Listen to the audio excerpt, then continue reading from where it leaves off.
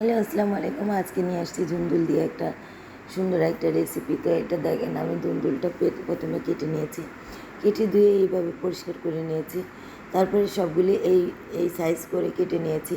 কেটে নেওয়ার পর দেখেন আমার এই ধুন্দুলটা রেডি হয়ে গিয়েছে। তারপরে দিয়েছি ছোট্ট একটা আলু দিয়ে এটা প্রথমে দিয়েছি গরম মশলা তারপরে তেজপাতা, গোটা গরম মশলা, একটা লাল মরিচ, তারপরে দিয়েছি জিরা।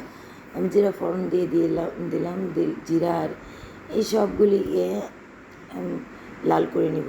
আমি পেঁয়াজটাও লাল করে নিব। লাল করে নেওয়ার পর এখানে ভেজে নেব।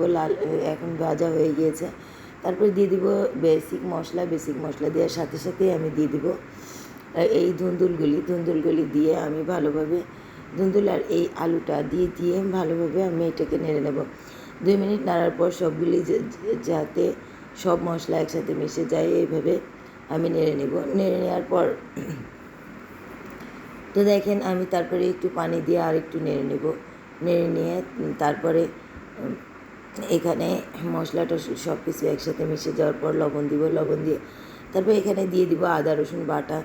সুন্দরভাবে আমি আপনি আগেও দিতে পারেন আদা রসুন বাটা, আমি পরে দিয়েছি। তো এখানে তারপরে ঢেকে দিয়েছি। ঢেকে ধুন্দুলটা সেদ্ধ হওয়া পর্যন্ত রান্না করব। তো এখানে ধুন্দুল সিদ্ধ হয়েছে 7-8 মিনিটেই এটা সিদ্ধ হয়ে গিয়েছে। আমি মিডিয়াম লো আঁচে রেখে দিয়েছি। তারপরে আবার এখানে দেখেন একদম সিদ্ধ হয়ে এটা হয়ে গেছে। তারপরে এখানে দিয়ে দিব 7-8টা কোয়েলের ডিম। তো দেখেন এটা কোয়েলের ডিম দিয়ে দিলাম। সবগুলি দেখেন ভেঙে দিয়ে দিচ্ছি। তো আস্তে আস্তে দিবেন, আমার একটা ভেঙে গিয়েছে। তা আমি এটা আস্তে আস্তে দেওয়ার চেষ্টা করেছি।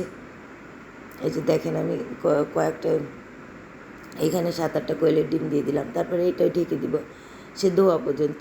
দেখেন ডিমগুলো একদম সিদ্ধ হয়ে গিয়েছে। তারপরে এই যে দেখেন আমার এটা রেডি। ধনেপাতা দিয়ে নামিয়ে নেবেন।